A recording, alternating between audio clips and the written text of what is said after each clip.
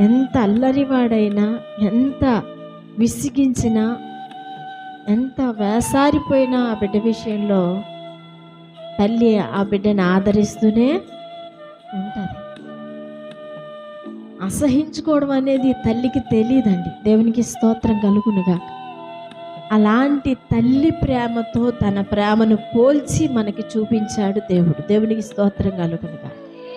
హల్లెలూయా, హల్లెలూయా. ఈ లోకంలో ఎవరి రుణాలైనా మనం తీర్చుకోవచ్చేమో, కానీ తల్లిదండ్రుల యొక్క రుణాన్ని మనం ఎప్పటికీ తీర్చుకోలేం.